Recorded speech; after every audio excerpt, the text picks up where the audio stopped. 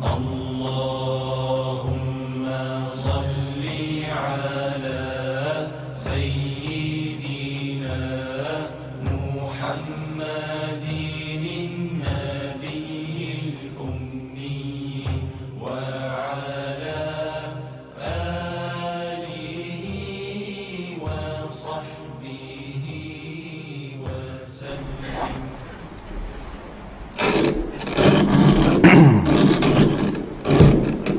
Assalamualaikum warahmatullahi.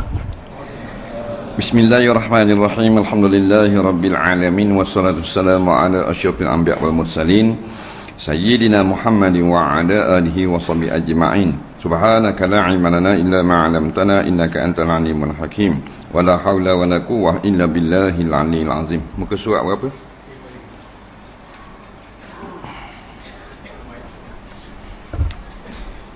Qala al-mu'allif rahimahullahu ta'ala wa nafa'ana wa iyyakum bi'ulumihi fid dharain amin ya rabbal alamin. Kata pengarang rahimahullahu ta'ala, sembahyang sunat. Masuk pula kita semayang sunat. Semayang maklumlah, kalau kita semayang tu lah. Sunat maknanya tak wajib kalau kita tak buat, kalau buat boleh pahala.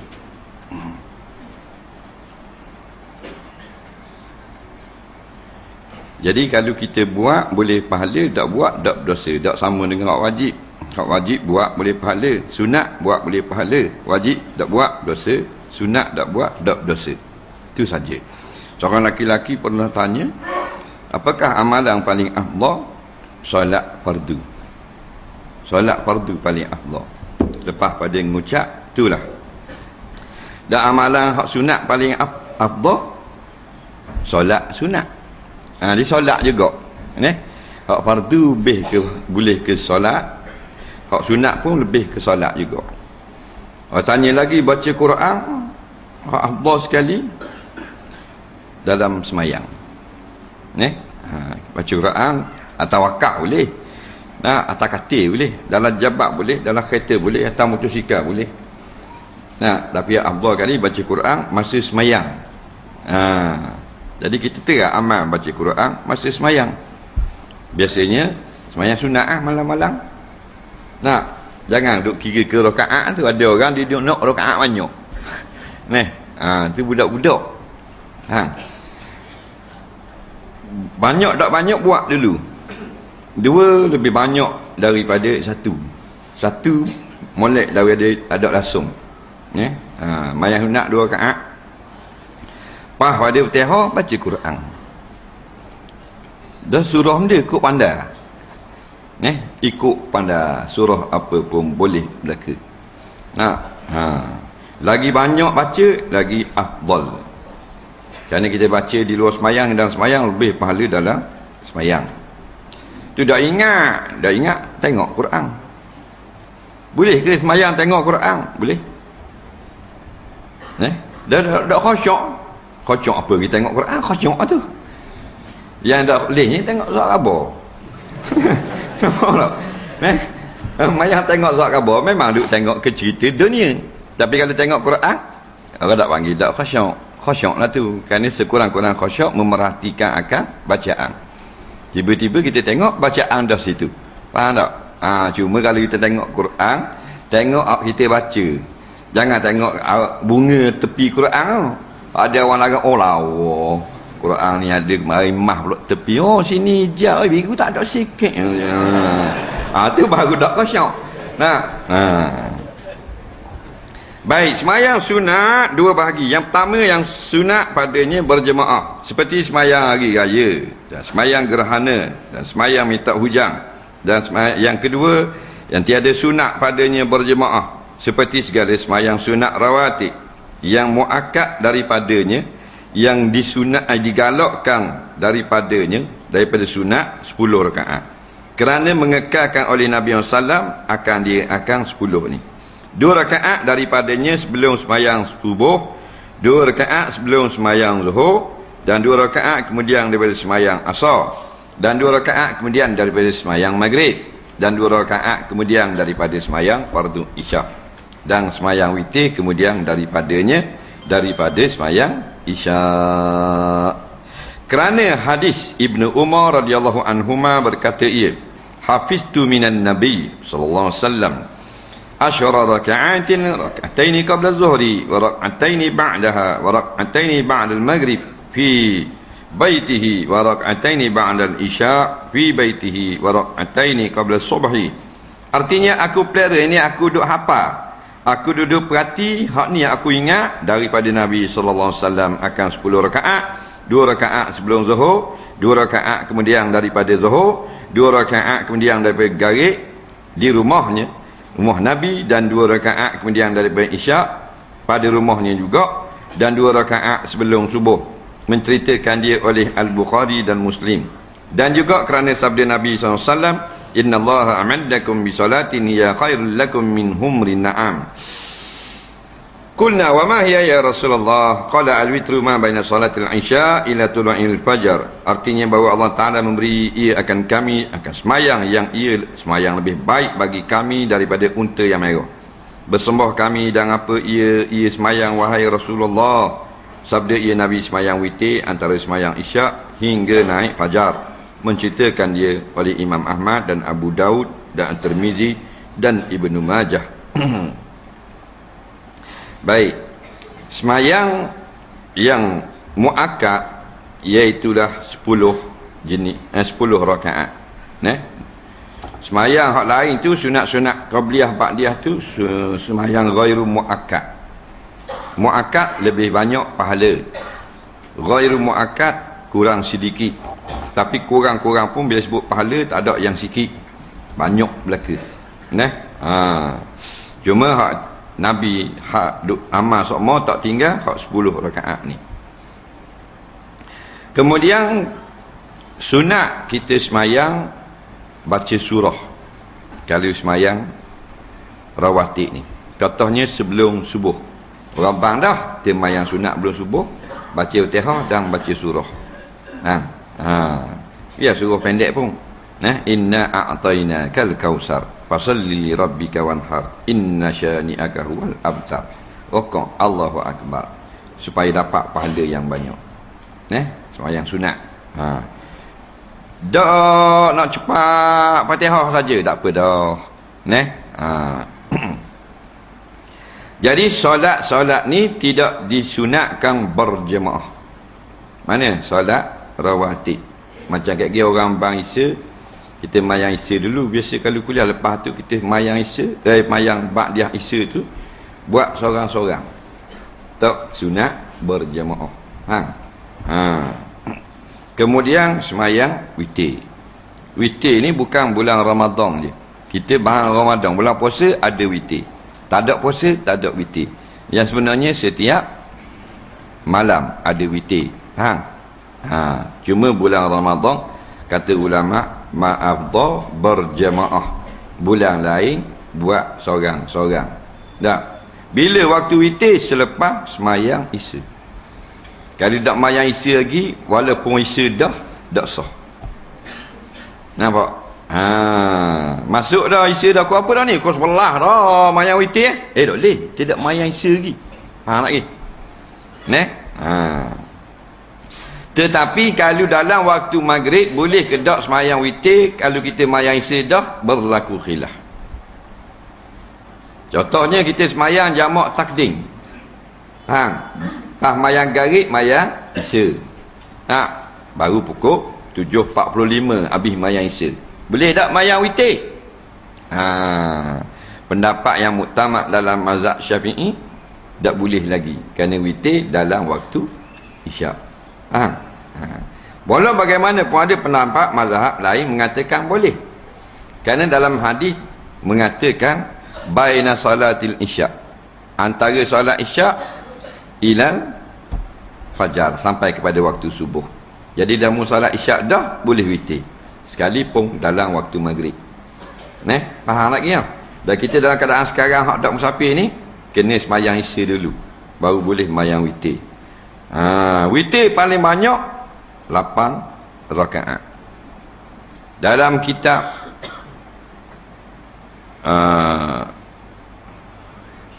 Ihya Ulumuddin, dalam kitab Bidayatul Hidayah, dalam kitab Siyarus Salikin, dalam kitab Hidayatus Salikin, dikhabar paling banyak 12 rakaat.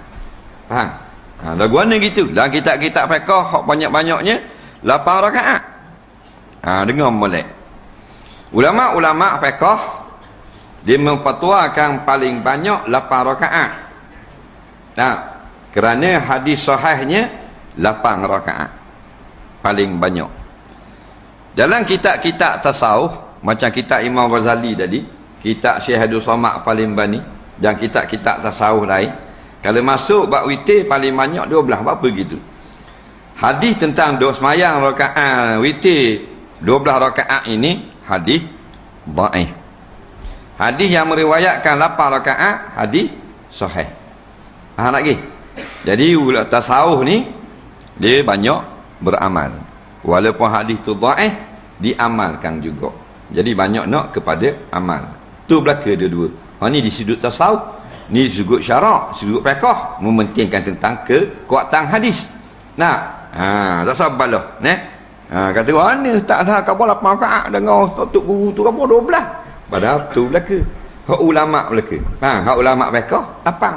Hak ulama tasawuf 12. Faham lagi? Yang dak lainnya hadis rakaat, baru dak boleh kita amal. Tak salah 8, tak salah 12 lah. 2 sudah. 3 rakaat sudah. Hak nak malam dak buat juga kita. Nampak tak? Salah dah kita. Mahal duha dah pula.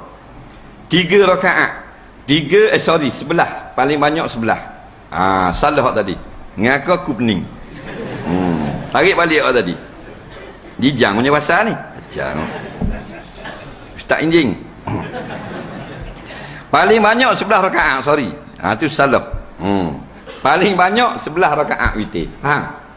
Lepas tu 9, lepas tu 7, lepas tu 5, lepas tu 3, lepas tu 1. Nampak? Paling banyak 11. Paling sedikit 1.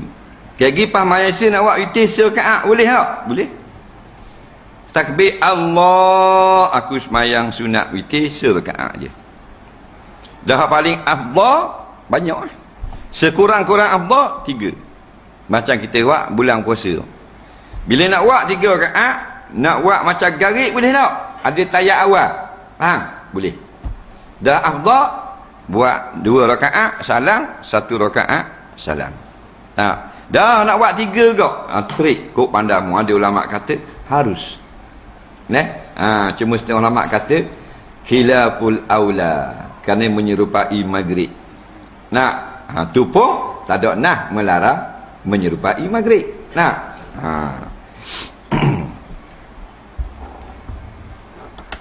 Dan yang tiada muakkad ditambah 2 rakaat sebelum semayang fardu zuhur, dan 2 rakaat kemudian daripadanya, dan 4 rakaat sebelum semayang fardu asar, dan 2 rakaat yang ringan sebelum semayang fardu maghrib, dan 2 rakaat sebelum semayang fardu isyak, dan bermula jemaah seperti zuhur, kerana hadis man hafaza ala 4 rakaatin qabla zuhri wa 4 ba'daha haramahullahu 'ala an-nar. Artinya barang siapa pelihara ia atas 4 rakaat sebelum sembahyang zuhur dan 4 rakaat kemudiannya, niscaya mengharamkan dia seorang, yakni menegahkan dia seorang oleh Allah Taala atas api neraka. Menceritakan dia oleh Tirmizi dan mensahihkan ia Imam Tirmizi akan dia hadis.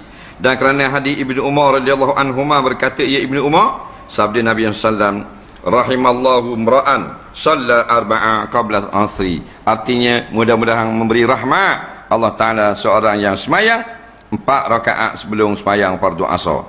Menceritakan dia Abu Daud dan Imam Ahmad dan At-Tirmizi, dan menghasankan ia Tirmizi akan ini hadis, dan Ibnu Khuzaimah, dan mensahihkan ia Ibnu Khuzaimah akan hadis. Imam Tirmizi kata hasan, Ibnu Khuzaimah kata sahih. Dan kerana hadis Bukhari dan Muslim, baina kulli azana ini salatun, antara tiap-tiap bang dan qamat semayang sunat, yakni ada semayang sunat. Baik, semayang sebelum zuhur, semayang qabliyah zuhur, kita dengar dah tadi ada. Kemudian semayang sunat sebelum semayang jemaah, ada ke tak? Hak ni duk balas Dengar boleh menjadi bekalan kita sampai bila-bila. Semayang Zuhur, Qabliyah Zuhur ada dengan sepakat ulama. Yang tidak sepakat kalau hari Jumaat. Faham tak? Bila masuk waktu Jumaat, dak semayang Jumaat lagi, ada dak semayang sunat Jumaat. Panggil Qabliyah Jumaat. Masalah ini ada khilaf. Makna khilaf ni tidak ada persepakatan antara ulama. Dalam mazhab Syafi'i ada, dalam mazhab Hambali tak ada. Faham? Yang jadi balah tu pasal dak erti. Ustaz pun dak erti juga. Tu guru pun dak erti juga. Hak tu kan dengar kau bolak wak habis. Patut dia kena reti nak sapa kau orang. Masalah semayang sunat sebelum Jumaat, masalah khilaf, masalah tidak sepakat. Jadi kita kena terbuka. Kita mazhab Syafi'i, ngaji kitab fiqh mazhab Syafi'i, menyatakan ada sunat qabliyah Jumaat. Bila kita tengok orang yang tidak mengamalkannya, kita terimalah, kerana ini pandangan mazhab Hambali. Tak payah marahlah ke dia. Gitu juga orang mazhab Hambali. Bila tengok orang mazhab Syafi'i mengerjakan solat sunat Jumaat sebelum semayang Jumaat, kena terima lah. Benda ni berlaku perselisihan. Kerana tidak disebut dengan terang dalam hadis, maka masing-masing mencari dalil sebagai tempat sandaran. Sandaran mazhab Syafi'i tadi iaitu riwayat Imam Bukhari, baina kulli azanaini salatun, antara azan dan qamat itu adalah semayang. Antara azan dan qamat adalah semayang. Orang bang subuh, pada bang subuh sebelum qamat ada semayang tak? Semayang sunat subuh. Orang bang zuhur, semayang sunat zuhur sebelum qamat, selepas azan. Maka kalau Jumaat ada azan tak? Ada azan Jumaat, dan semayang Jumaat tengah tu ada solat sunat Jumaat. Hadis ini dipakai oleh ulama mazhab Syafi'i. Mazhab Hambali pun dipaham. Ni pandangan mazhab Syafi'i. Tubik ustaz awak bodoh ni, tak dia ngaji tak boleh. Hak buat tu bid'ah, sia-sia belaka. Tu kata. Benda hak patut reti jadi tak reti.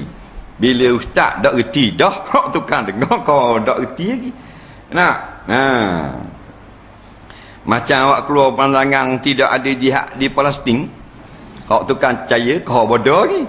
Padahal ulama seluruh dunia mengatakan wajib berjihad di Palestin, dan yang mati itu dapat syahid di sisi Allah, haram dimandikan. Sudah hampir 60 tahun fatwa itu dipakai sampai sekarang. Fatwa adalah sekor ustaz mengatakan tidak ada jihad. Anak murid dia kata, ni baru betul. Nampak? Saya setuju dengan dia kerana dia menggunakan hujah-hujah yang kuat. Dia tak tengok ke yang kata wajib jihad tu ulama besar? Mu tak boleh adu ke ulama besar dengan muka ustaz mu? Adu muka sudahlah, kalau tambah adu ilmu. Betul tak?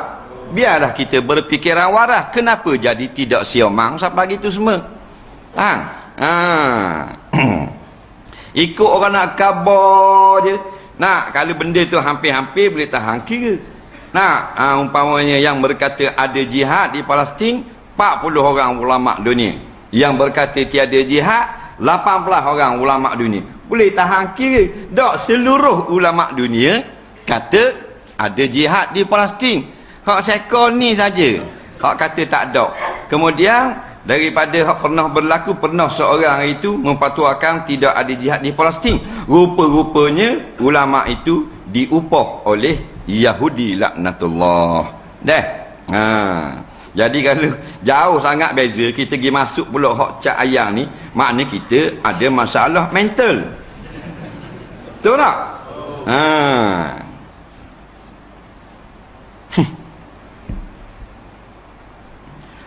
Orang kata laju kacir ni. Oh, nampak gitu laju. Biar baru ni masa buang lewang, nombor 1 dia. Orang apa? Oh, aku kelas kalau gitu. Bodoh. Kalau dia kata baru ni bergambar dengan Biba di Bukit Ko, boleh menang hak ni, boleh tahan kira. Ni khabar baru ni hak ni menang pun menewang Ferrari Lamborghini tidur pi. Kacir ni menang Ho.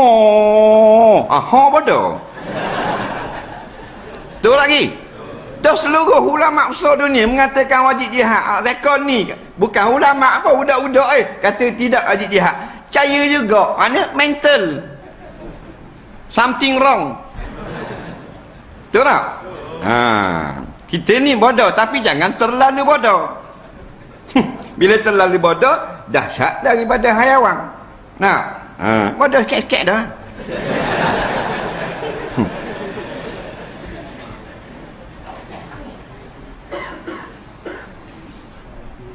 Jadi bila masalah khilaf, tak sabarlah.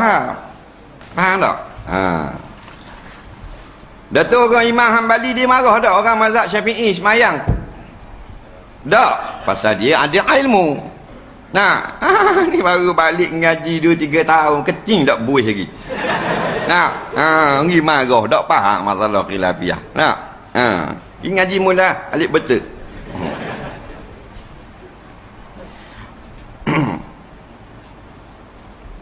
Dan masuk waktu semayang sunat rawatib yang sebelum semayang fardu dengan masuk waktu semayang fardu dan rawatib yang kemudian daripadanya dengan mengerjakan semayang fardu. Semayang sebelum masuk waktunya bila? Masuk waktu dengan azan lah. Bila masuk waktu semayang qabliyah zuhur? Bila masuk waktu zuhur. Bila masuk waktu semayang ba'diyah zuhur? Selepas semayang solat zuhur. Walaupun kita solat lewat. Faham? Katakan zuhur 1:30. Kita semayang zuhur pukul 3. Maka pukul 3 itulah lepas pada pukul 3 itulah kita semayang zuhur, kita semayang sunat ba'diyah. Dia selepas semayang. Dan keluar waktu keduanya dengan keluar waktu semayang fardu. Habis waktu semayang fardu, habislah waktu qabliyah dan ba'diyah. Contohnya orang bangsa dah, habis dah lah waktu qabliyah dan ba'diyah. Dan kalau qada boleh. Kerana satu hari Nabi menerima tetamu daripada negara luar, lalu terluput semayang sebelum zuhur. Bukan semayang zuhur. Faham? Pemimpin kita tak semayang zuhur tu. Tak pakai asal meeting. Rasulullah tertinggal semayang sunat sebelum zuhur. Faham? Nabi qada selepas semayang asar. Daripada hadis ni lah ulama pun fatwa, kalau kita memang tak dah, kita boleh qada selepas semayang fardu akan semayang sebelum. Gi nak semayang sunat subuh tok bila qamak dah, maka lepas semayang subuh boleh qada semayang sunat subuh. Gi nak semayang sunat isya, orang semayang dah, lepas semayang isya boleh qada semayang sunat qabliyah isya. Faham? Yang tak bolehnya saja kita nak anjak, tak boleh. Siapa masuk waktu semayang sebelum subuh tak semayang, lepak duk sembang biar kolah, tak semayang sunat subuh, lepas subuh boleh. Itu tak boleh, kerana tidak ada sebarang uzur. Faham? Yang lebih afdal sekali semayang rawatib itu semayang witir, kerana hadis Ibnu Umar radhiyallahu an yang telah terdahulu. Sekurangnya witir itu serakaat dan sebanyaknya 11 rakaat. Kerana hadis Abi Daud dengan sanad yang sahih, man ahabba an yutira bi khamsin falyaf'al, wa man ahabba an yutira bi salas falyaf'al, wa man ahabba an yutira bi wahidah falyaf'al. Barang siapa kasih ia semayang witir 5 rakaat, hendaklah buat ia. Dan barang siapa kasih, yang suka ia bahawa semayang witir ia dengan 3 rakaat, maka hendaklah perbuat ia. Dan barang siapa kasih ia bahawa semayang witir dengan 1 rakaat, maka hendaklah memperbuat ia. Kau pandamu nak buat berapa pun. Tak payah bala. Dan telah menceritakan oleh Daruqutni akan hadis utiru bi khamsin aw sab'in aw tis'in aw ihda syarata, semayang witir oleh kamu dengan 5 atau 7 rakaat atau 9 rakaat atau 11 rakaat, dan sunat berjemaah pada semayang witir Ramadan. Ingat tu, semayang witir bulan Ramadan sunat kita buat ramai-ramai. Jadi lepas pada semayang tarawih ramai-ramai, tak payah tembur balik lah. Semayang witir lah ramai-ramai untuk mencari fadilat berjemaah. Ni dok. Nah, habis mayang ada mayang tarawih, bau. Nak tembur balik. Apa? Konong-konongnya nak semayang witir diang kali. Padahal diang kali ngiga. Nak witir pun mimpi sahaja. Dak konongnya balik tu nak buat witir karang. Kerana salah faham. Faham tak? Dalam mazhab Syafi'i, semayang witir kalau kita buat dah boleh lagi semayang sunat yang lain. Nah, yang salah fahamnya saat ni lah. Mari masuk campur aduk mengajar tak tahu ke mazhab ni. Dia pergi mengajar kalau mayang witir dah tak boleh buat semayang sunat lain. Itu pandangan mazhab Hambali. Jangan buat bolok itu jadi bolok ah. Jarum jet karburetor Suzuki boh dalam EX5. Faham tak? Fungsinya sama tapi saiz tak sama. Nak, tu masuk angin, masuk angin. Faham? Orang mana? Jarum jet salah bawah. Faham tak? Rata kena sama model. Tu tak? Honda Cut rata Ducati 1100. Nah, warna berat tak ada. Pickup kurang pickup. Padahal rata Ducati. Bodoh berat nak rata so lengang bubuh. Nak, dia biar kena molek ah. Nak ngajar baru comel. Jadi dalam mazhab Syafi'i, siapa yang semayang witir dah, maka dia boleh lagi semayang sunat yang lain. Sama ada lepas witir atau balik di rumah atau lepas tidur bangun tengah malam. Silakan. Yang tak boleh, semayang witir pula sekali lagi. Ijma' ulama' tak boleh 2 kali witir 1 malam. Kerana Nabi kata, la witrani fi lailing. Tiada ada 2 kali witir dalam 1 malam. Faham?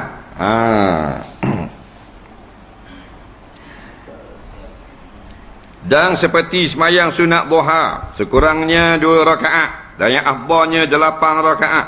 Kerana hadis Bukhari dan Muslim daripada Abi Hurairah radhiyallahu an, "Awsani Khalil sallallahu alaihi wasallam bisalas, siyamu salasati ayyam min kulli syahrin wa rak'atay duha wa an utira qabla an anama." Artinya berpesan akan daku oleh kekasihku. Kekasih dia pesan. Siapa kekasih dia? Nabi sallallahu alaihi wasallam. Dengan 3 perkara Nabi pesan. Pertama, puasa 3 hari tiap bulan dan semayang 2 rakaat sunat duha, dan baru aku semayang witir sebelum tidur. Dan menceritakan dia oleh Abu Daud dengan sanad Anas, sanad atas rijal Bukhari, bahawa Nabi SAW adalah ia semayang sunat duha 8 rakaat dan beri salam ia daripada tiap-tiap 2 rakaat. Sanad atas rijal Bukhari maksudnya sanad mengikut syarat-syarat yang ditetapkan oleh Bukhari kepada sanad-sanad yang membawa hadis. Itu panggil sanad rijal Bukhari. Baik. Semayang duha 2 rakaat saja. Paling lamanya 8 rakaat. Dalam mazhab tasawuf 12. Kalau tadi peling tadi. Mayang witir paling sikit 1. Afdal buat 3. Nak buat macam garik boleh straight, 1 salang ada tayat awal. Nak buat 2 rakaat salang, 1 rakaat salang pun lebih afdal. Kalau kita rajin 11 rakaat, rajin lagi buatlah semayang tahajud. Tahajud tak ada rakaat, kok pandamu. Nah, Allah aku semayang sunat tahajud. Nak buat 2 rakaat boleh, 2 bilion rakaat pun boleh. Tak ada masalah. Kerana tidak ada dalam mana-mana hadis yang menetapkan tahajud kena banyak ni saja, banyak ni saja. Yang adanya semayang witir paling banyak 11. Yang adanya semayang duha paling banyak 8 atau 12 atas khilaf hak tadi. Dak gak nak mayang witir, mayang gak fardu buat. Dah witir rasa malah lah pula. Apa kita rasa malah? Sebab sunat. Tahu tak? Kalau fardu kita buat tak witir? Buat pasal kita takut masuk neraka. Itu juga dipanggil keimanan. Padahal ada kekurangan di situ. Mana? Hak fardu buat, hak sunat malah. Ada kebaikan. Nampak tak molek tau? Hak fardu buat, hak sunat dah buat terang. Di sana ada kebaikan. Mana kebaikan? Tanda iman. Iman mana? percaya dengan hari akhirat. Dia pertahankan hak fardu kerana yakin dengan janji Allah. Tak solat fardu kena bercelur dalam api neraka. Ada situ dua perkara takut masuk neraka. Yang pertama iman, percaya. Yang kedua takut, iaitu takwa selepas daripada beriman. Nak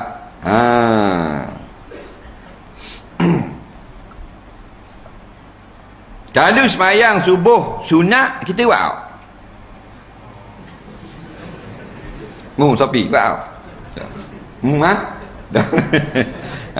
buat tak buat tu set jubah luar 3 suku tak payah tanya dah. Faham tak? Maknanya tu lah, maknanya imam kita. Batu Nabi kata imam Sayyidina Abu Bakar kalau timbang dengan imam penduduk Madinah, berat imam Sayyidina Abu Bakar lagi. Imam penduduk Madinah hebat dah tau. Puak Ansar, nak yang Allah janjikan pahala, janjikan surga, tapi lebih Abu Bakar lagi. Terus Nabi tak kata imam Sayyidina Abu Bakar nak bandingkan imam dengan orang Pulau Ketang. Ada kata atau imam orang Kuala Terengganu tak. Banding tu dengan orang hebat dah. Penduduk Madinah. Orang Madinah orang hebat dah. Dak hebat apa bila peristiwa hijrah tu, dak kenal pun orang Mekah. Sanggup beri tanah percuma. Nampak? Sanggup beri rumah, sanggup beri kerja, padahal dak kenal, tak ada talian darah dan sebagainya. Nak demi agama. Nak hak ada pitih bagi dua, hak tu nak cerai bini suruh kahwin dengan orang Mekah, siang dia mari sebatang kara. Nak kita kalau ada dua kedai nak uyak korang? Nak minta selagi. Cari dia kekek. Nak ada dua kedai cari seri jadi 3 baru sedap. Syaitan kata kalau 3 kemah keming. 2 tak sedap duduk lagi naik ke. 3 mudah rayah pada lari tih. Nak boleh 3 nak 4 tak? Nak 4 pula dah nerak dalam kedai tuang. Tak? Tu orang ni lama tak tengok jimat mati yang malang dekat time biskut mati. Dah jaga sekup. Dengan jawab dah kita masa ke dah ucik orang lang. Jual sekup. Ikut jotek.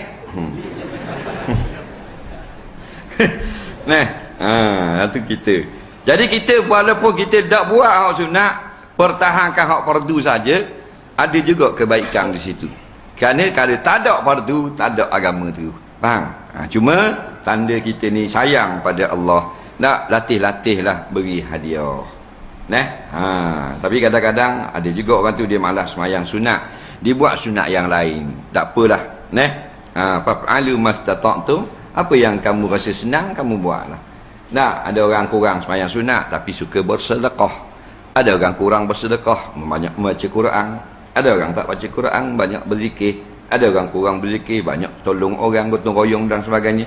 Semua tu buat pahala belaka di sisi Allah. Nak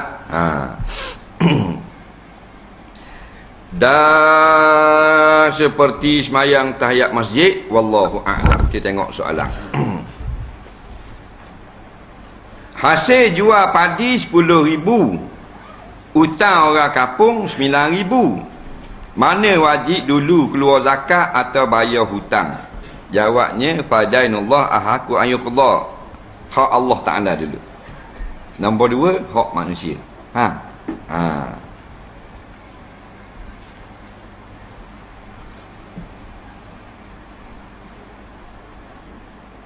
Berapa jumlah hasil tanaman yang kena zakat? Tidak ada jumlah, dia kira dengan gatang. Berapa gatang ayawang? Lalu padi zakat 300 gantang. Faham? Berapa jumlah duit simpanan kena zakat? Jumlah duit simpanan ialah 20 miskol. Harga 20 miskol emas. Faham tak? Tahu tak miskol? Bitimbangan dulu tak main greng-greng macam ni. Ni banyak greng. Dulu dengan miskol kalau timbang mah. Bukan miskol halepun. Kau tu lain miskol lain.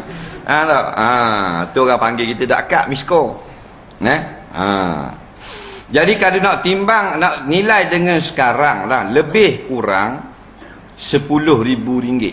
Lebih kurang, tapi dia tak boleh mati gitu. Kerana harga emas dia berubah-ubah. Tak? Dia kira harga 20 miskal emas. Kalau 20 miskal emas tu sekarang RM10,000, maka kita simpan RM10,000 selama setahun, kena zakat. Dia dua syarat. Pertama, kena cukup nisab. Nisab ni takdirlah dengan RM10,000. Banyak mana simpan? RM11,000 dah. Cukup tak nisab? Cukup lah, pasal nisab sekurang-kurangnya RM10,000. Kemudian haul, iaitu biar setahun.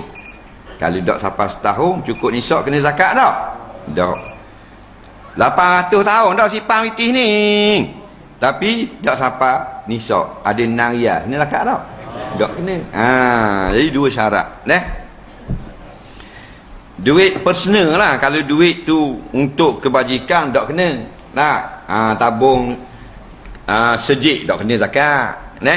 Harta wakaf, tak kena zakat.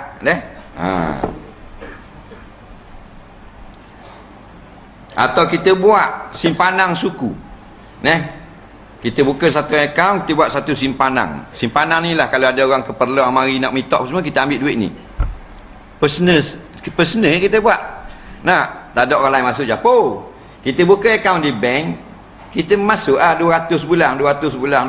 Banyak lama dah boleh cek kita buat. Beranak kita buat lalu. Ada banyak ni dalam, ada sejuta dalam. Tak kena zakat. Sebab bukan untuk belanja untuk diri kita. Bank ni, kita akaun ni, ada orang minta tolong, kita akan ambil duit ni. Ada orang rumah terbakar, kita akan cerak 3,000. Ada orang nak beli mesin rupuk orang miskin, kita ambil 500 ui.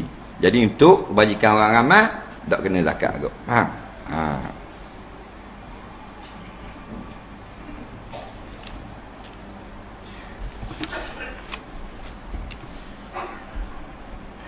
Soalan seterusnya, bolehkah semayang masa orang sedang azan? Boleh. Tak ada masalah. Yang bolehnya belum masuk waktu. Tak masuk waktu lagi, mayang dah lohor. Tak boleh. Tapi bila azan masuk lagi waktu zuhur. Masuklah. Bila masuk dah, sah tak semayang? Tidak ada sebarang kitab fiqh kata disyaratkan sah semayang mesti selepas tamat azan. Tak. Tapi mesti selepas masuk waktu. Cuma setengah ulama kata afdal kita tunggu selesai azan untuk jawab azan lalu mengerjakan semayang. Tapi kalau kita semayang juga sedang azan, tidak ada masalah, semayang kita sah. Apakah nama cicing Pak Nabi pakai? Permata akik, warna hitam daripada Yaman. Soalan seterusnya, saya pernah ambil barang hotel. Barang tu saya pakai dah. Nak pulang balik gua ni, atau balik je lah. Takkan kena puja buat pergi laut apa pun tak payah. Hotel mana? Buat pergi lah barang tu. Sipang mula situ. Dia kadang-kadang orang, dia ingat ke barang tu dia bayar belaka boleh ambil. Sebab tu di hotel ni ditulis situ, boleh ambil kena bayar. Ambil batal RM50, ambil cadar RM100, selimut RM50. Benda lagi ambil. Hak sabung tu tak apa lah. Ni ambil lagi tali basing, ambil. Tali basing. Buat turun dengan tali ni. Duduk belakang hotel. Dah lah minta kurang hotel. Tawa macam belikan batik. Masa sedap balik saya curi duit orang. Bila balik dah kena bayar balik dah. Wajib bayar balik. Dan masa dak balik pun wajib bayar balik. Dia masalah balik dak balik ni tak ada kaitan dengan bayar dak bayar balik. Hak tu wajib bayar balik belaka, wajib pulang balik belaka. Dia hanya ada kaitan dengan hukum hudud. Bila belum balik, tidak dikenakan hukum potong tangan. Walaupun dicuri banyak. Budak cik umur 6 tahun 8 orang, ropok bank. Mana tak? Guna kereta kebal sebuah orang. Tak? Boleh bagi-bagi, boleh 8 juta seorang. Tidak dikenakan potong tangan. Pasal tidak cukup syarat. Faham? Tapi kalau ambil harta orang, wajib kena pulang balik walaupun budak berumur sehari. Faham tak? Umur sehari boleh ambil. Buat contoh. Kan kita kabarkan kalau walaupun budak berumur 4 tahun. Lepas tu soalan dah kalau 3 tahun Ustaz. Hari kata 3 tahun lah. Kita bos sehari. Dia pun tanya balik, dah kalau dalam perut curi dah, baru bengong dia. Dah. Contoh budak-budak pergi rumah orang, dia ambil pegang tangan budak-budak dan yang pegang tangan tak lepas. Nak balik rumah.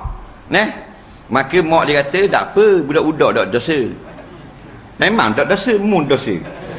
Mak tu yang tengok tu wajib pulang balik. Ramai jenis kalau anak buat balik barang orang, mak buat senyap. Betul tak? Jenis nak orang sungguh dah. Jangan jadi jahat gitu. Anak tak salah, budak-budak. Walaupun dia buat balik barang kelek sekalipun. Umur baru 2 tahun, buat balik lori orang.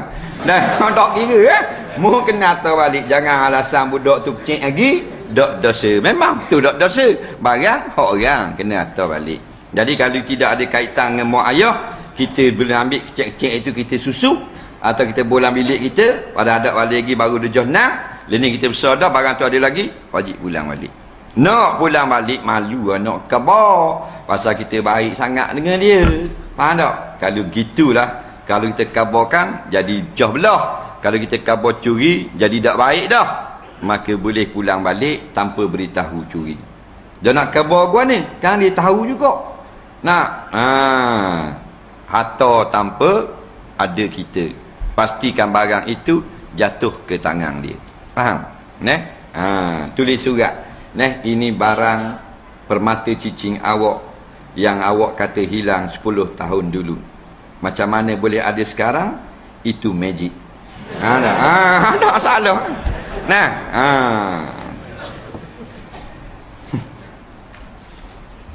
Soalan seterusnya.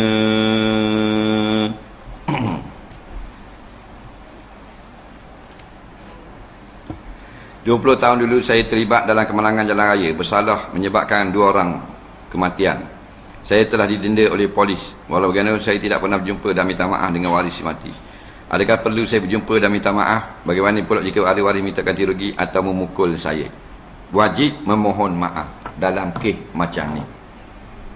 Kerana masalah undang-undang sibir tidak menyebabkan kita dimaafkan apa-apa pun. Kerana dia berundang-undang sibil. Kena minta maaf dengan waris, sama ada datang direct atau dengan surat atau dengan email dan sebagainya. Takut dibelasah oleh dia, oleh keluarga dia melalui wakil, boleh, tak ada masalah. Syarat permohonan maaf itu sampai. Kalau takut binasa harta benda nyawa dan sebagainya, boleh dengan diwakilkan. Adakah kita wajib tanam bangkai binatang peliharaan seperti kucing, burung mati atau memadai dengan buang saja? Bagaimana pula haiwan besar macam lembu, kerbau yang mati sakit atau kemalangan? Binatang mati wajib tanam tak? Binatang kecil, kucing, burung, ikan. Binatang besar, lembu, kambing, unta. Jawabnya, kalau kita tidak tanam memudaratkan orang ramai, maka tanam itu menjadi wajib. Wajib bukan asal-dasar sebab kematian. Menghormat mayat wajib kerana menjaga nak maslahat orang ramai. Contohnya lembu mapu, dia tak tanam ibu bawah gitu, dia dah nyanyi orang sebelah. Nampak tak? Berulat busuk orang berminggu-minggu. Tak boleh, hukumnya haram memudaratkan orang lain. Maka mudarat itu ditolak. Caranya dengan ditanam. Maka tanam itu wasilah bagi menghilangkan mudarat yang jadi wajib. Maka wajib pula hukum menanam.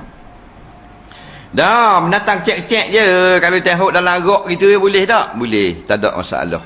Buat dalam tong sampah, bola rajut, tak ada masalah. Dah, kalau kita tanam, lebih baik. Kucing mati, tanam, lebih baik. Dia bolang supik, dia pun ikat mampu dah, tak boleh keluar bau, bolang tong sampah pun boleh juga, tak ada masalah.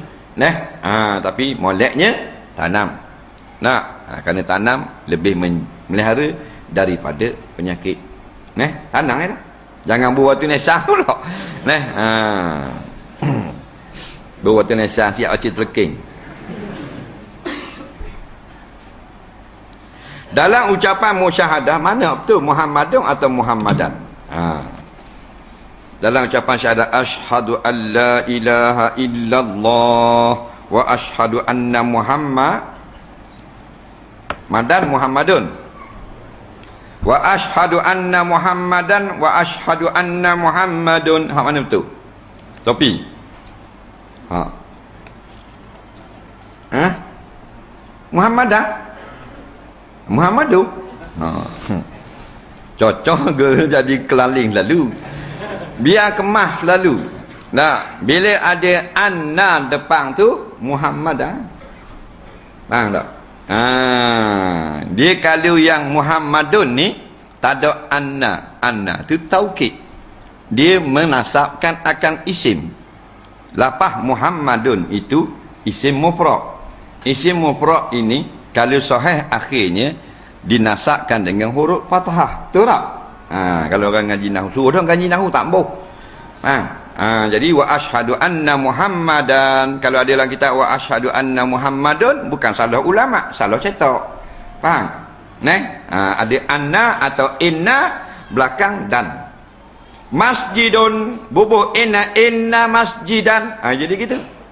Nampak? Zaidun tak ada inna, Zaidun. Atau najibun.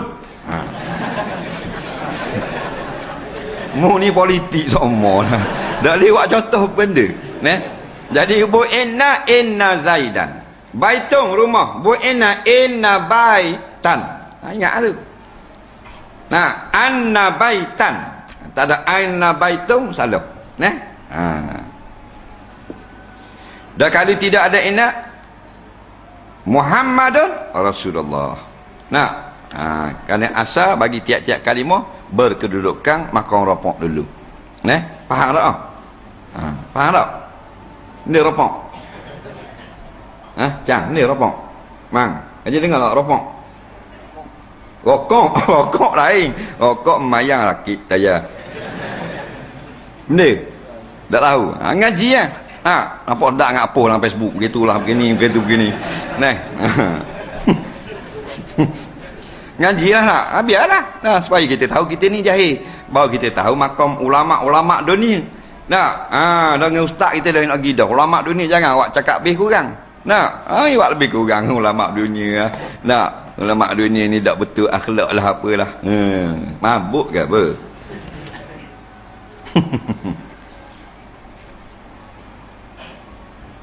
Soalan seterusnya,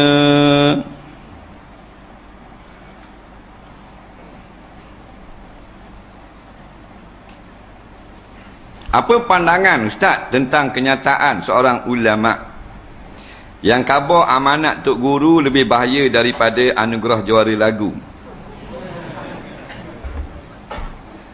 Apa pandangan Ustaz? Jawab kita, betul lah, memang amanat tersebut lebih berbahaya daripada AJL. Bahaya lagu mana? Sebab amanat itu menjaga kita daripada perkara yang sangat bahaya. Amanat itu menasihatkan kita supaya menjaga akidah. Faham tak? Betul tak? Kalau setakat hak ni menjaga akhlak, hak ni menjaga akidah. Jadi amanat ini bukan amanat tu bahaya. Amanat itu menjaga kita daripada perkara bahaya. Hak tu yang betul. Faham? Tapi dah akhir zaman, pesanan seorang ulama supaya kita berhati-hati dengan perkara yang membahayakan akidah. Pesanan itu dikira menyesatkan. Itu yang pelik akhir zaman. Kemudian bangkit pula beberapa ekor, nampak? Ustaz yang menyokong, mengatakan bahaya, padahal tak tengok pun benda makna amanat. Dan kan sama saja, semua dalam kitab-kitab tauhid pun terang gitu. Orang yang mempersendakan hukum Allah rosak akidah. Orang yang memperengah-rengahkan akan hukum hudud tak boleh ditanam di kubur orang Islam. Lagi berat, tambung-tambung dalam kitab akidah. Betul tak? Dalam kitab Mustika Hadis, Muqaddimah Mustika Hadis, siapa yang mempersenda hudud jadi kafir.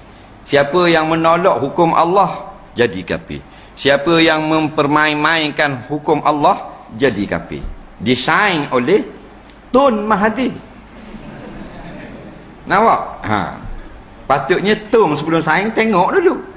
Faham tak? Tun Mahathir saing buku tu. Yang sebenarnya gimmick politik sahaja. Khabar sesak amanat bahaya, kawan tu nak jawab tak boleh. Nak. Duduk cabar saja luar. Mari nak kacau, dah akut ya. Mu salok ke khabar depan dia. Mu ajak dia kacau. Aku ajak kawan aku duduk Johor. Lah aku ingat mak duduk depan ni mu ajak kacau. Dak, mak kawan aku duduk Johor. Dak apa mu cabar dia? Nampak tu nelang, aku nak bahang dia. Mari kalau buat ni. Mamak duduk Johor. Mari dua-dua ni tepi belakang. Sewe tak sewe? Sewe tak apa sehat, gila khinzir. Dah. Panggil lah dia duduk depan. Kat mana tak kena, hak mana kena. Faham? Biar dia cakap. Ni nak suruh cakap tapi tak boleh orang ramai dengar. Gitu sama. Lepas tu tak boleh jaga langsung. Nak edit balik. Kita akan edit balik, potong-potong balik baru siar. Ramai. Gitu. Nak ambil gambar betul lah. Tunjuklah dulu gambar. Tak nak balik dia, nak tukar kepala. Baru tunjuk. Mana boleh gitu bau. Ingat rakyat ni jadi lembu lah ke mana? Jadi amanat itu molek disampaikan, disebarkan kerana ia menjaga perkara yang sangat bahaya, iaitu akidah.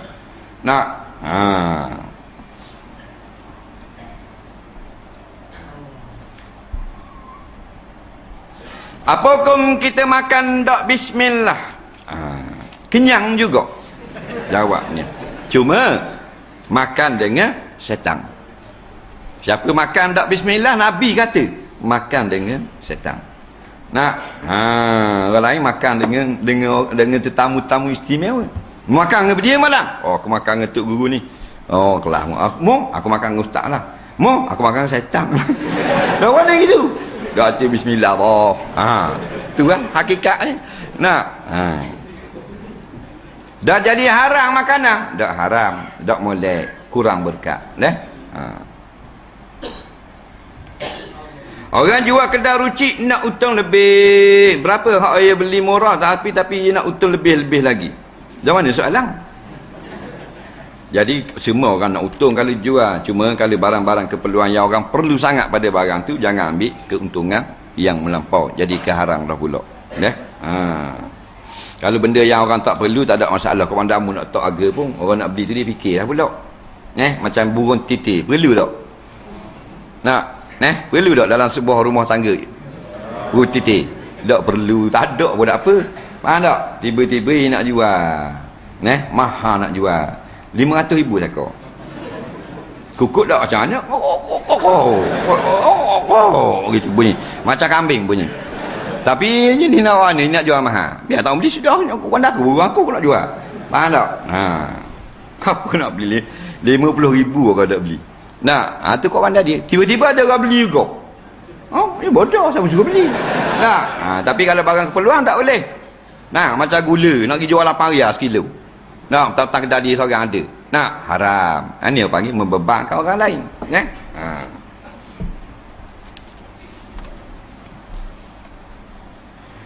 Apakah orang puan cocok botok? Botok-botok ni dimasukkan bahan kimia di dalam badan. Kebanyakannya memudaratkan. Maka ulama ambil syaduz zara'i diharamkan. Apakah kalau pakai tudung nampak rambut depan? Kita tengok macam tu kubur. Tak hangat mu. Jawabnya memanglah tutup aurat itu biarlah sempurna. Jadi kalau tak sempurna, lagi itulah maknanya kita tidak dikira menutup aurat. Tidak menutup aurat sama juga dengan membuka aurat. Selagi kita masih membuka aurat, lagi itulah kita berdosa. Cuma dalam skop dakwah hari ini, kita jangan tekankan sangat di hadapan akan orang-orang yang kita nak dakwahkan dia. Kita keraskan hukum di dalam makam-makam taklim sahaja. Bila kita berhadapan dengan masyarakat yang masih jauh dengan ketepatan kesempurnaan hukum, kita kena lebih ringan. Faham tak? Lebih ringan bukan ada apa dah comel dah tu, pakai nampak rambut okey dah tu. Kan gitu. Mana jangan kita hentang depan dia. Kita berilah kepujian. Comel dah dulu tak pakai tudung teguh. Ni comel sikit. Cuma kalau sempurnanya tutup habis ha. Tu baru lawa. Tu cara dia, teknik dakwah akhir zaman. Soalan seterusnya. Saya nak tanya, adakah pahala bersahur puasa sunat sama dengan pahala bersahur puasa Ramadan? Jawabnya tak sama. Kerana bulan Ramadan lebih berkat segala-galanya. Baca Quran bulan Ramadan tak sama dengan bulan lain. Derma bulan Ramadan tak sama dengan bulan lain. Bersahur pun begitu jugalah. Kita iktikaf pun begitu juga. Tak sama iktikaf dalam bulan-bulan lain.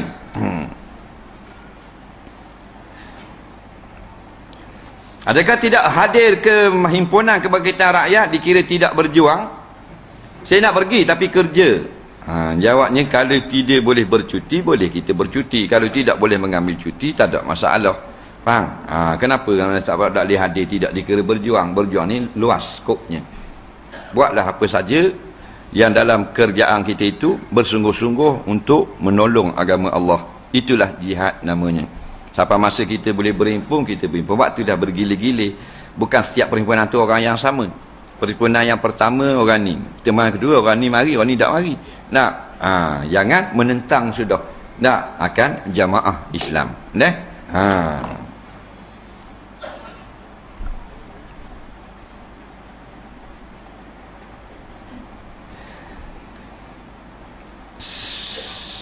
Ada ustaz kata ramai orang ibadat bergantung pada amalan, tidak bergantung pada Allah. Saya pun kurang faham. Ustaz tolong jelaskan. Dah kalau mu kurang faham, mu tanya ustaz tu.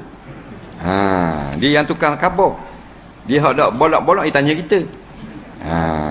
Mungkin maknanya begini, janganlah kita duduk gantung di amalan kita saja. Bergantunglah dengan Allah. Faham tak? Maknanya walau banyak pun amalan kita, kita bergantung hanya dengan Allah, tidak dengan amalan. Sebab kalau bergantung dengan amalan boleh membawa lupa kepada Allah, sombong dan sebagainya. Berasa hebat dengan amalan yang banyak. Soalan seterusnya, apa hukum bermain permainan Saidina? Bukan duit sungguh Saidina, tidak haram. Yang haramnya menggunakan duit sungguh. Boleh tak baca niat ambil wuduk masa basuh muka? Boleh. Masa basuh muka tu kita berniat ambil air poh atas muka, dalam hati aku berwuduk. Kanak-kanak belum balik meninggal dunia, kena buat tahlil juga ke? Tak payahlah budak-budak. Tujuan tahlil ni untuk kita pakat-pakat panggil orang berdoa kepada si mati supaya Allah ampunkan dosanya. Dah budak-budak ada dosa tak? Tak payah. Faham? Ni gak 8-7 malam tahlil. Budak mati. Beranak sehari mati. Jadi keluarga si mati kata ketua imam kena buat tahlil. Kena buat dia tak buat kau buat sama 7 malam. Habis 3,500. Tak. Basuh dalam mulut tu imam, godok nak tekuk. Nyaruk belaka tu. Tahlil ni benda khilafiyah. Hak kata atas hak kata boleh, bukan kanak-kanak. Orang yang sudah balik.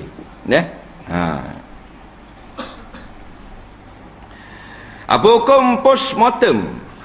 Postmortem asalnya melukakan mayat haram, walaupun luka yang sedikit.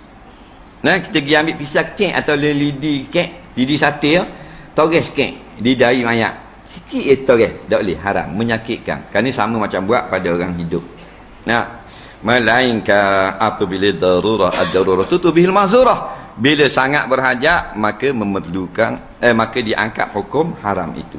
Contoh mudah, bila matinya seorang ibu mengandung, didapati oleh pihak doktor anak dalam perut masih hidup, maka ulama pun berfatwa harus dibelah perut mayat untuk mengeluarkan anak kerana menyelamatkan nyawa.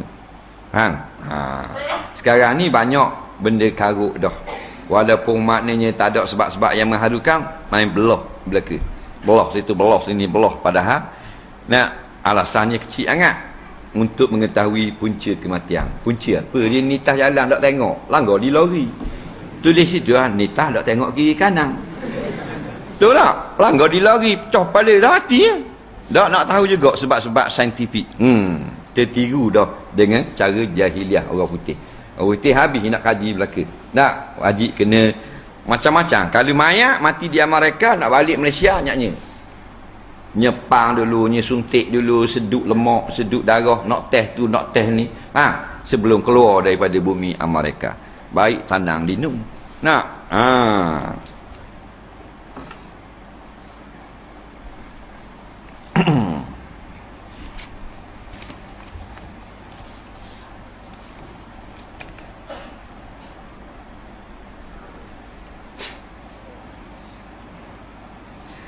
Saya asal Terengganu. Kamu seorang. Sudah kahwin. Orang Selangor. Menetap Kuala Lumpur. Kerja sendiri. Ada 2 pejabat Kuala Lumpur dan Bandar Kuala Terengganu. Oleh sebab itu dalam seminggu saya akan berada 2 hari di Kuala Terengganu.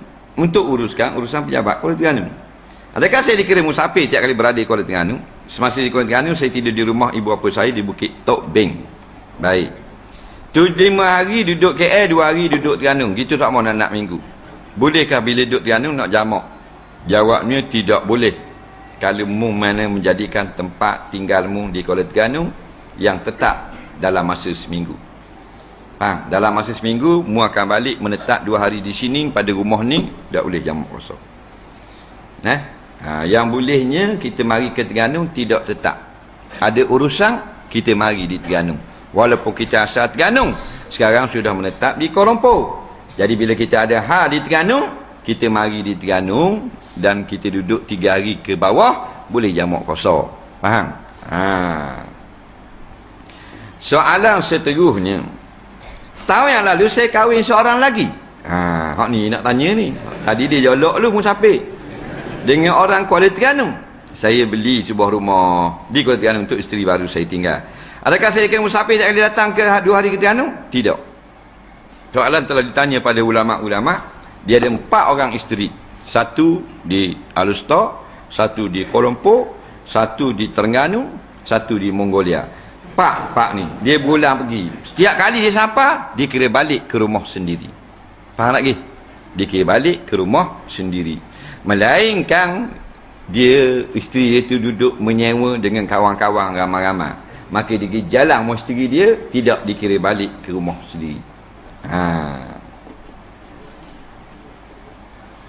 Saya beli sebidang tanah. Tanah itu daripada tanah dalam geran yang 3 nama.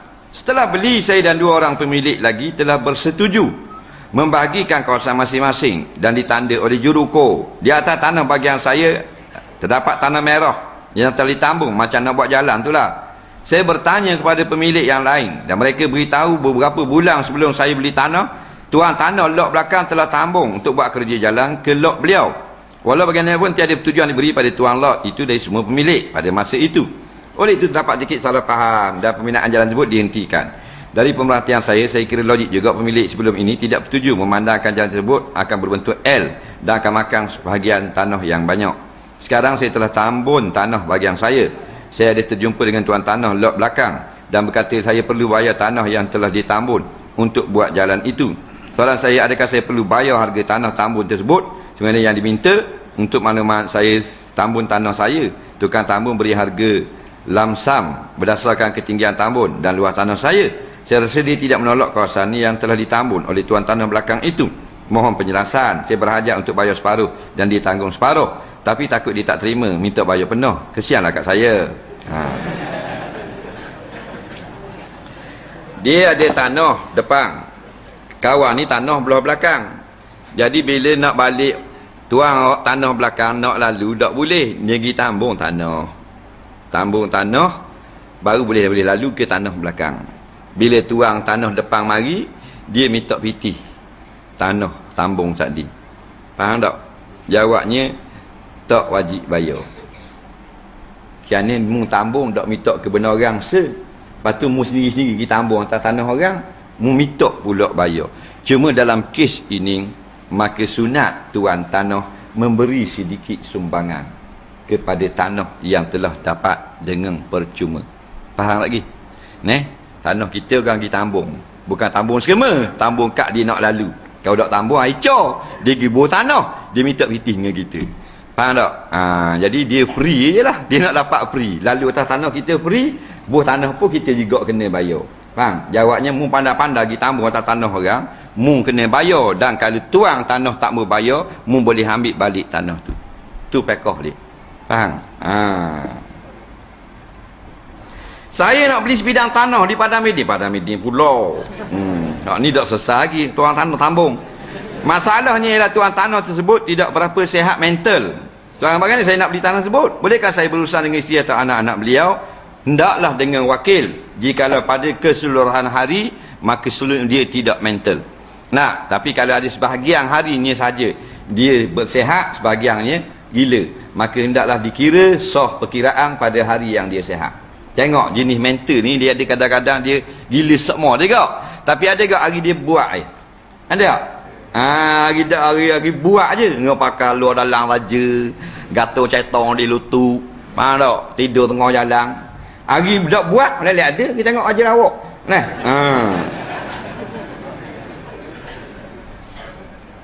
Jadi keseluruhannya gila sama. Tidak sah beli dan sebagainya tasarruf dengan orang gila. Yang sah, orang gila itu beli untuk manfaat dirinya saja. Contoh orang gila nak makan nasi, beli nasi buku, sah, dimaafkan pada syarak. Kalau tidak, nyaknya dia nak makan tak boleh. Pasal apa? Kita mereka kata orang gila tak sah jual beli. Nampak dah nyaknya mengamuk habisnya lembang lauk orang. Tak? Jadi hendaklah berkira dengan wakil bagi orang gila. Siapa? Nah, wakil dia. Soalan seterusnya. Sekiranya seorang perempuan mengandung keluar air ketuban, darah, tapi esoknya sudah tidak keluar 2-3 hari, bolehkah perempuan itu solat? Boleh. Bolehkah niat nazar akikah dibuat dalam satu masa? Contoh sembelih binatang, tak boleh. Melainkan dia niat akikah. Gini, kalau aku baik sakit ni, aku menazar untuk mengakikahkan akan seekor kambing untuk cucu aku, maka tu boleh. Faham tak? Jadi bila dia baik sakit, dia pun melih kambing, jadilah akikah tadi nazar. Faham tak? Yang tak bolehnya dia ada nak ngekah. Faham tak? Anak atau baru boleh cucu. Kemudian tak buat pun lagi, dia pergi nazar pula. Kalau dapat projek ni, nazar nak sembelih kambing seekor. Dapat ke dia projek, dia pun teringat ada niat nak ngekah cucu, buat sekaligus, tak boleh. Faham? Soalan seterusnya.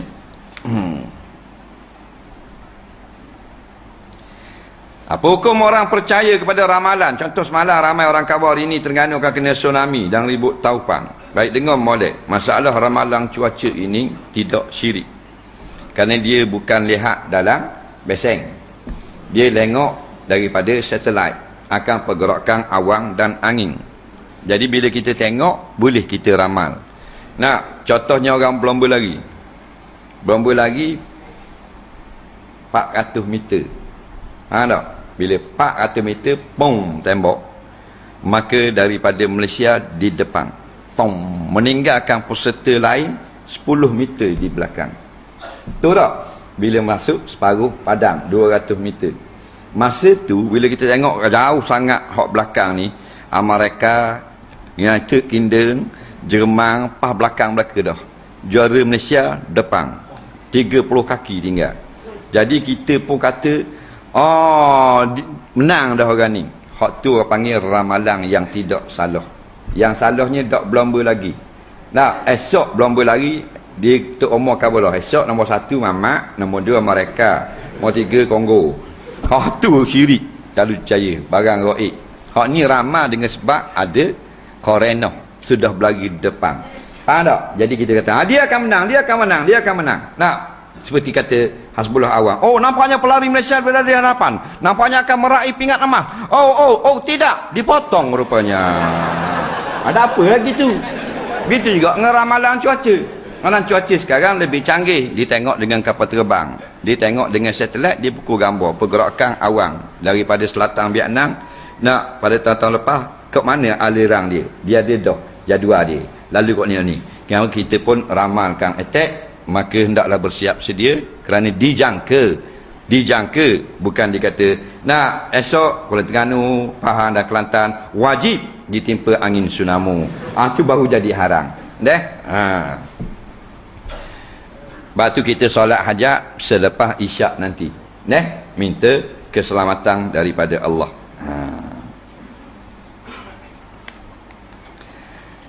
Kemarin saya sembuh cak. Lepas tu hari ni baru saya perasan siku saya ada terkena cak. Jadi sah tak salat saya kemarin? Kena qada mula lah kemarin. Dia ni tukang sembuh kereta. Orang tukang kerja sembuh kereta ni, dia senyum kalau tengok orang accident. Tak? Pasal pitih masuk. Waktu dia tak perlu ke cerita. Jadi bila dia cak kemarin, kena di siku dia. Kemudian ambil wuduk mayang, sah tak? Tak, pasal cak lapik di siku, tak kena air, kena semayang semula. Dah semayang, dia semayang, tak berdosa dalam keadaan tidak sengaja. Faham? Tapi kalau kena cak, tak tahu cak ni kena bila, takdi ke kemarin, takdi ke kemarin, kok pandamu nak hukum boleh belaka. Nak ambil takdi boleh, nak ambil kemarin boleh, kerana sama berat. Faham? Tapi kalau kemarin ada tanda-tanda, contoh kemarin dia, kalau mari ni dia dah buat kerja cak biru, hari ni dia buat kerja cak hijau. Tak? Contoh dah. Tu korenah orang panggil. Kemarin ke hari ni, hari ni dia sembuh kereta GSR hijau. Tak? Mana ada cak biru, tapi ni kena cak biru, kemarin dia ambil buat dera. Umpamanya overtime. Maka dikira hak kemarin. Jangan bahang hari ni juga. Tu dipanggil korenah, ada tanda-tanda. Jadi bila ambil orang kemarin, maknanya lepas pada hak mengecak tu, mu kena kotor mayang.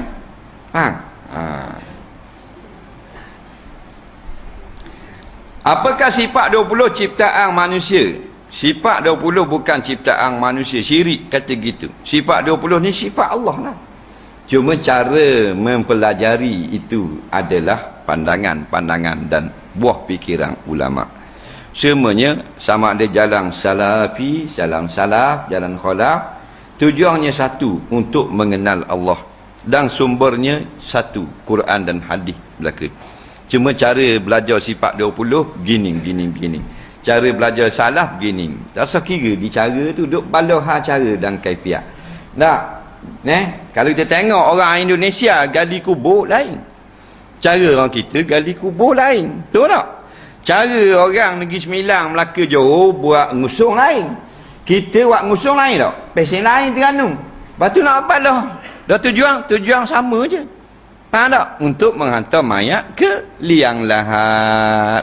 Faham? Melaksanakan fardu kifayah. Cara je berbeza. Faham lagi? Bukan kita buat ni, hak kita nak buat untuk atau jenazah ke kubur. Dah kan orang ni sembilan dia buat ngusung lain. Hak tu dia nak atur kat karaoke. Kan gitu. Nak atur tempat yang sama. Belajarlah cara salah, cara khalaf, ni semua cara-cara ulama-ulama muktabar belaka. Tak payah balah. Tujuan supaya bila kita kenal Allah, kita mentauhidkan akan Allah. Tak?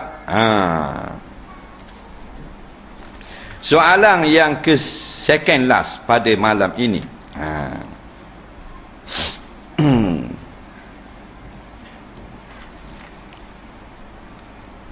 Tolong royak cara betul rokok. Ada orang rokok nak setuh buku lali, ada orang super nak berak. Banyak bahasa orang ni. Bila tegur nak marah. Rokok ni iaitu patahkan pinggang belakang, jadi huruf L gitu. Ni tegak Allahu Akbar. Faham? Dan ginilah, jangan tunduk sangat, jangan akak kepala. Tak? Jadi biar betul siku nampak? Ia bucu, biar bucu gini. Nampak? Ni kaki, paha, punggung, belakang, tekak, kepala. Tak? Dia gitu. Maka tak kira tanganmu pegang lutut. Panjang mana pun tangan, pegang lutut. Kerana Nabi masa rokok, pegang lutut. Jadi kalau tak pegang lutut, sengaja, makruh. Tapi sos mayang. Kerana ramai orang dia pegang peti. Pegang peti. Ada pegang buku lali. Tangan dia macam siamang, panjang. Dia pegang buku lali. Pegang lutut. Panjang lagu ni tangan pun pegang lutut. Dan bekokkan sikit tangan. Kerana kita Nak suruh belakang sama. Soalan seterusnya.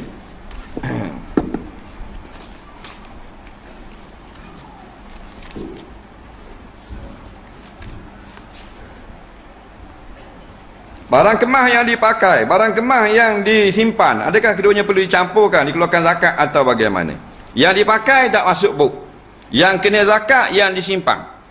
Sama ada disimpan itu kerana pesen lama dah tak pakai, dia dapat saka tok dia itu, maka boleh ke dia mah dia pun simpan. Tak pakai. Apa tak pakai? Kerana pesen lama, ini pesen baru orang pakai. Dia buat jadi harta, kena zakat. Kalau sampai 20 miss call. Hak pakai tak kena zakat. Cuma kalau lebih daripada hak berlaku khilaf. Setengah ulama kata bila lebih pada hak haram pakai, kena zakat. Setengah ulama kata kalau kena lebih pada hak pun tak kena zakat, cuma haram melampau-lampau. Tapi kalau hak sipang kerana patah, gelang tu patah dah, rata tu pecah dah. Sipang tak kena tahu mah. Sipang, maka sipang 2 ana pun sekalipun kalau sampai nilai 10,000 selama setahun kena zakat. Ada seorang penceramah daripada parti itu, dia kata semua orang tak tahu kita undi apa. Tuhan pun tak tahu. Hanya parti itu saja yang tahu. Bagaimana akidah ustaz ini? Ni ustaz tak tahu dia panggil. Tak tahu mari dua ni. Syirik, rosak akidah. Mengatakan makhluk boleh tahu perkara yang Tuhan tak tahu. Tapi ni akhir zaman betul kena hati-hati. Siang pada orang kampung yang nak penjelasan yang benar didatangi oleh penceramah-penceramah yang jahat seperti ini. Allah tahu segala-galanya, kita tak tahu. Faham? Kerana sifat Allah iaitulah ilmu. Allah ni aliman. Dia juga yang aliman. Wa kana Allahu aliman basira. Allah Taala ini kata Rasulullah aliman, dia tahu, lagi pula basira dan melihat. Wallahu a'lam. Bismillahirrahmanirrahim. Allahumma anfa'na bima 'allamtana wa 'allimna bima yanfa'una. Rabbana zidna 'ilma. Rabbana atina fid dunya hasanah fil akhirati hasanah wa qina azabannar. Sallallahu sayyidina Muhammadin wa ala alihi wa sahbihi wasallam. Walhamdulillahirabbil alamin. Assalamualaikum warahmatullahi